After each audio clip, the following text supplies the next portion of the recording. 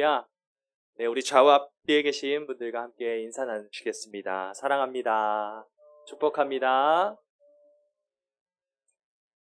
네, 오늘 말씀은 질그릇에 담긴 보배라는 제목입니다.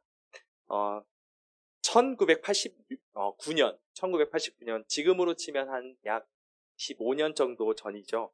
한 남자가 미국 펜실베니아 플리마켓, 그러니까 지금으로 우리 한국말로 하면은 벼룩시장입니다. 이 벼룩시장에서 4달러를 주고 그림을 하나 구입합니다. 오늘날로 치면은 여러 가지를 계산해 봤을 때 약 10,000원 정도 가량의 가격으로 이 그림 하나를 샀거든요. 사실 그 사람은 그 그림을 좋아서 산 것이 아니라 액자가 예뻐서 샀다고 합니다. 그래서 그림은 별로니까 그냥 그 그림 버리고 액자 써야지라고 했던 것이죠. 그래서 액자 뒤를 열고 그림을 버리려고 하는데 그 안에 뭐가 또 있었어요. 그래서 그 종이가 뚝 떨어지는 거 보고 이게 뭐지? 하고 자세히 보니까 이게 뭐였냐면 바로 미국 독립선언문 1776년 초판이었다고 합니다. 18세기 미국이 영국으로부터 독립할 때 작성한 선언문이라고 합니다. 그 당시 이 독립선언문이 500부 정도가 인쇄되었다고 해요. 근데 지금은 미국 전역에 겨우 25부 정도밖에 없습니다. 그 중에 대부분이 21부가 박물관에 지금 전시되어 있고요. 4부는 개인이 소유하고 있어요. 아마도 아주 대부호가 소유하지 않았을까 싶습니다. 전 세계에서 가장 위대한 독립선언문이라고 불리는 이 종이가 유일한 사고 팔 수 있는 판본이었던 것입니다. 그래서 이 다음 보시면은 2000년에 얼마에 이것이 경매에 팔리냐면 841만 달러. 그러니까 그 당시의 환율이 1,300원이었다고 해요. 그러니까 한화로 110억 정도였던 거죠. 이게 물가가 많이 상승했잖아요. 그것을 고려하면 그 사람이 발견한 독립선언문 이 종이의 가치가 200억 원에 달합니다. 얼마에 샀죠? 처음에? 10,000원 주고 샀죠. 10,000원. 근데 200억이나 하는 그런 독립선언서가 선언문이 발견이 된 거죠. 그런데 만약 이 사람이 어차피 이 그림 필요 없으니까 대충 뜯어버리자 하고 그냥 쫙쫙 찢어서 아무 생각 없이 휴지통에 버렸다고 한번 생각해 보십시오. 충분히 가능성이 있는 이야기입니다. 정말 상상만으로도 아찔하죠. 보물은 발견할 때 가치가 있습니다.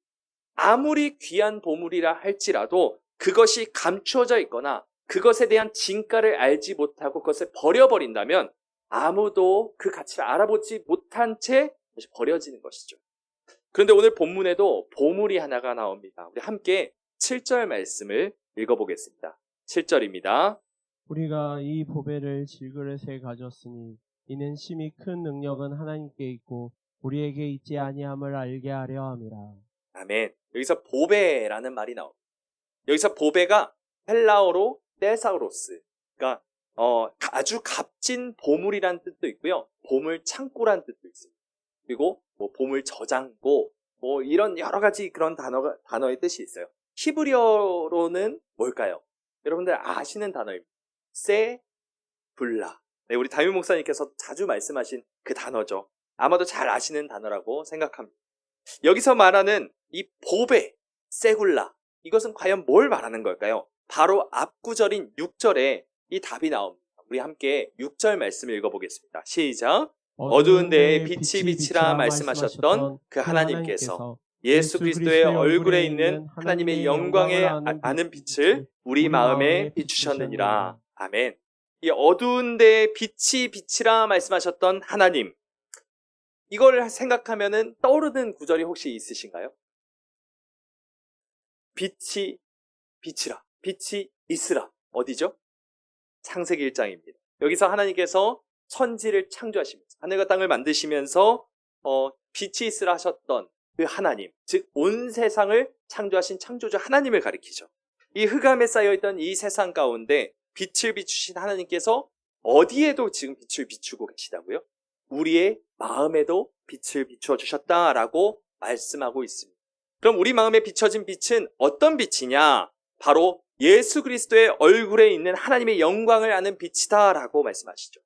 하나님의 영광을 아는 빛, 이것이 바로 사도 바울은 보배다, 세굴라다 라고 말하고 있는 것입니다. 여러분, 하나님의 영광, 이 하나님의 영광이 무엇인지 아시나요? 헬라어로 영광은 빛, 아름다움, 명예로움 이런 뜻을 가지고 있습니다. 다시 말하면 영광 역시도 빛이에요. 그러니까 6절에 나오는 영광을 빛이라고 다시 한번 바꿔서 읽어보겠습니다. 영광을 빛이라 바꿔서 다시 한번 읽어볼까요?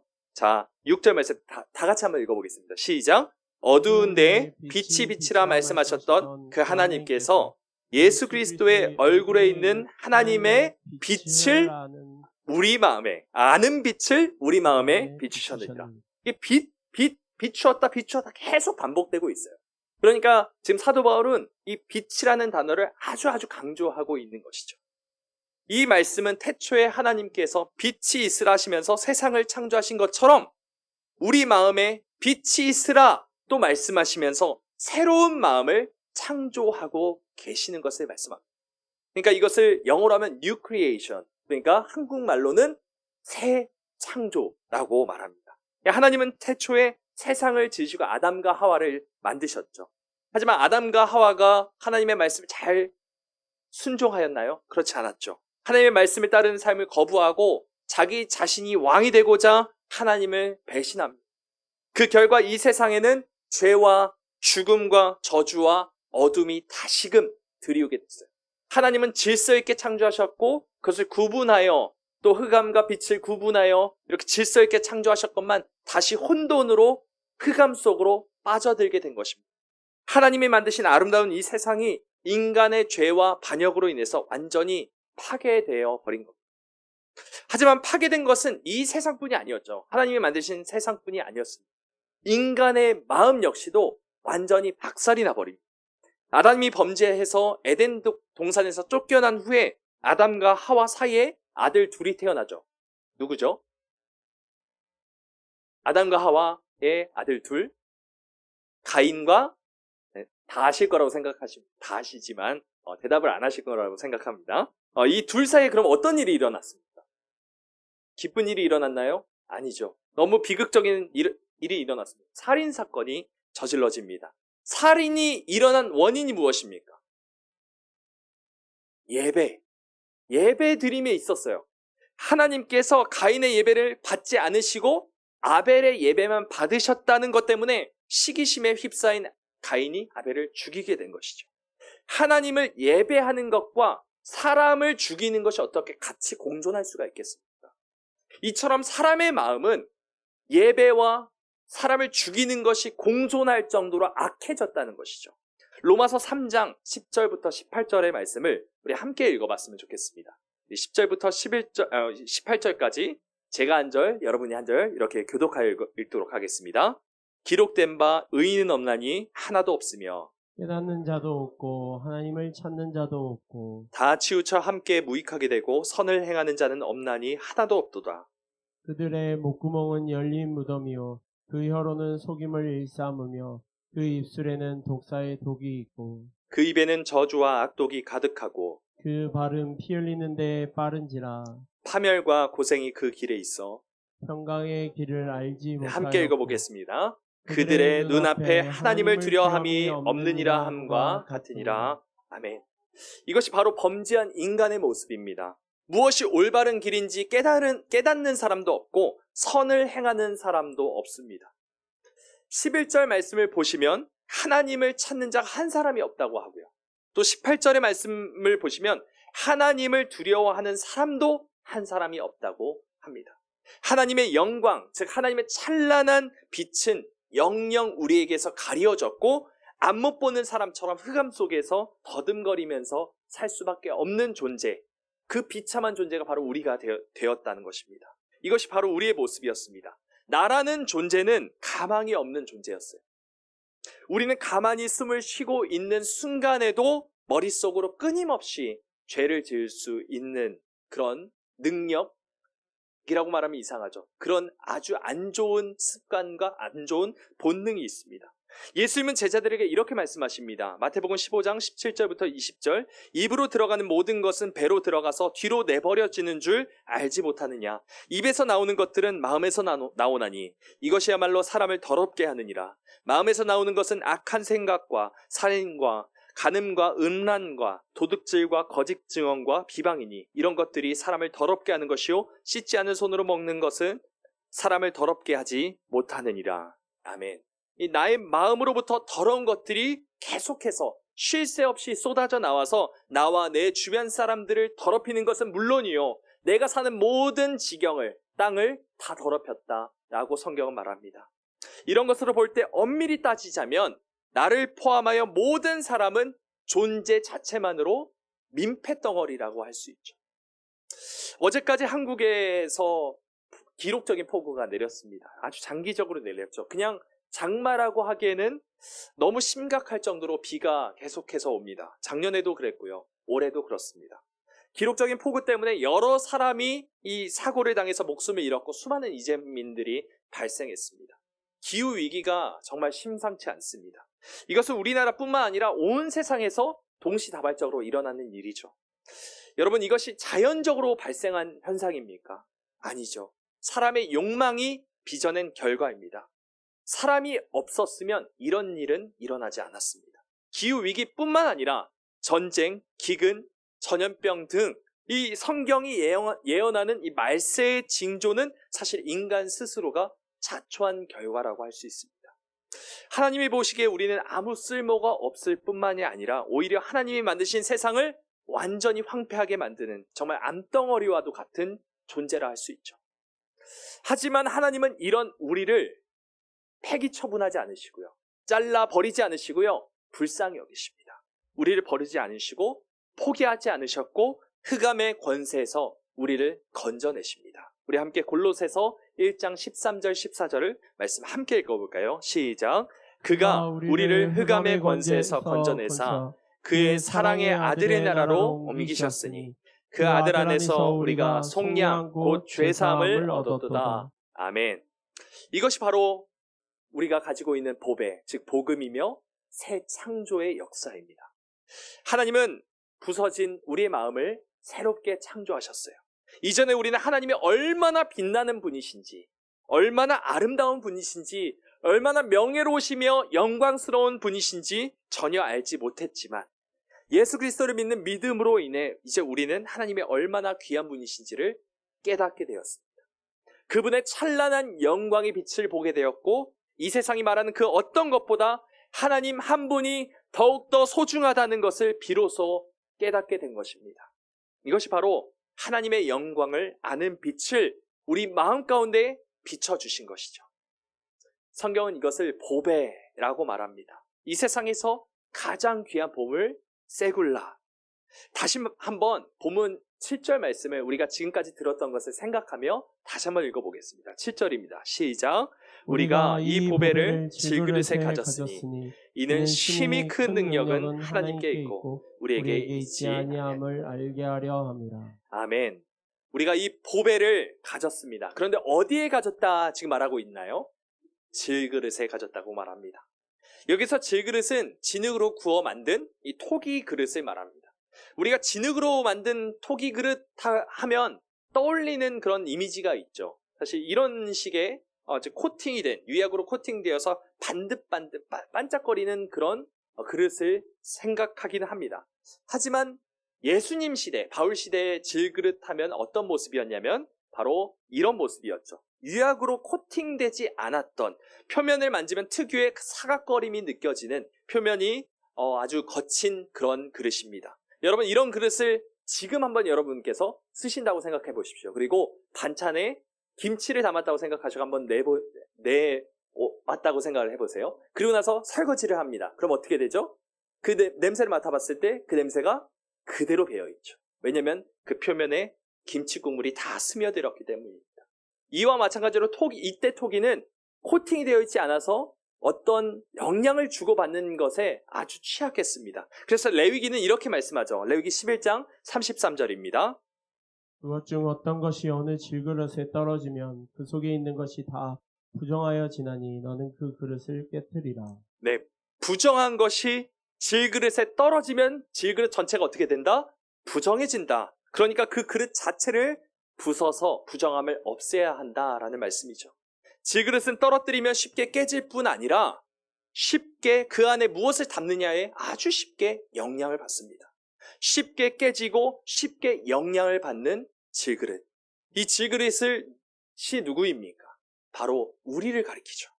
우리는 너무 쉽게 깨집니다. 그리고 너무 쉽게 세상의 것에 의해 부정해집니다. 세상의 가치관에 너무 쉽게 영향을 받죠. 너무 연약하고 너무 줏대가 없습니다. 그래서 우리는 이미 깨진 그릇과도 같아요. 이미 박살이 나서 부정해서 박살이 나서 폐기 처분된 그런 그릇과도 같습니다. 죄로 인해 부정해진 그릇은 율법의 명령에 따라 반드시 폐기 처분되어야 해요.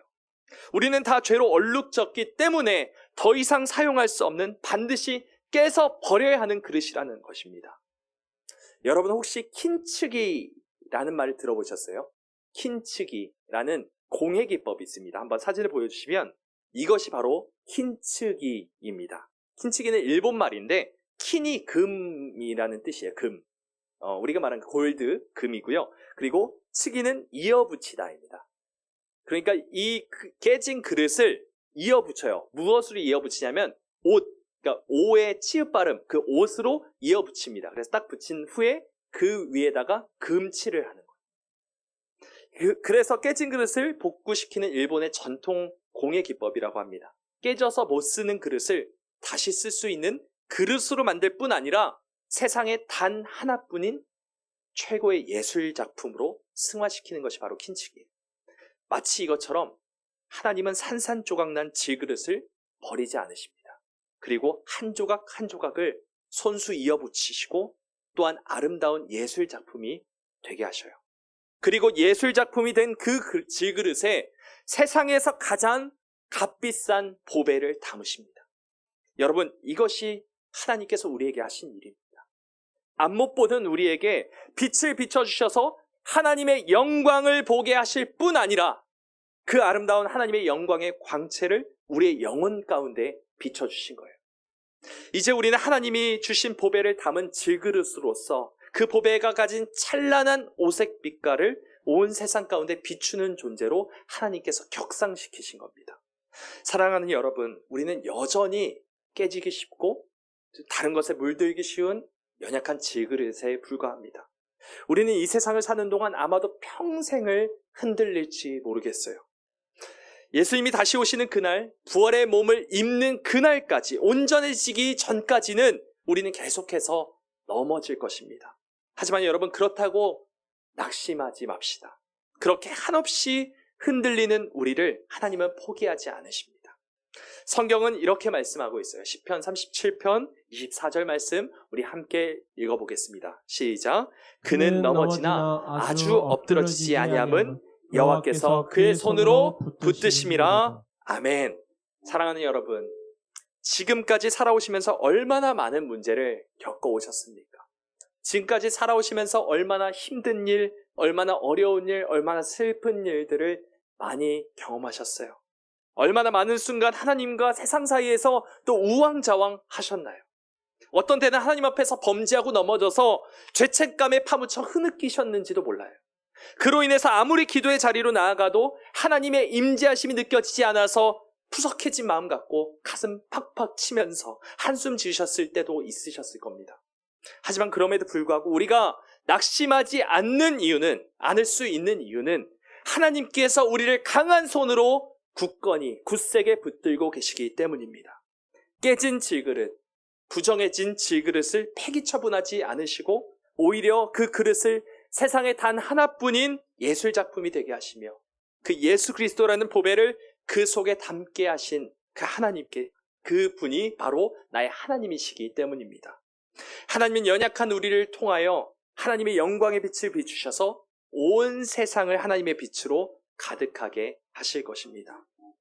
오늘은 설교를 시 한 편을 읽고 마무리했으면 좋겠습니다. 도종환 시인의 흔들리며 피는 꽃이라는 시인데요. 우리 함께 좀 읽어볼까요? 시작. 흔들리지 않고 피는 꽃이 어디 있으랴. 이 세상 그 어떤 아름다운 꽃들도 다 흔들리면서 피었나니 흔들리면서 줄기를 곧게 세웠나니 흔들리지 않고 가는 사랑이 어디 있으랴. 젖지 않고 피는 꽃이 어디 있으랴.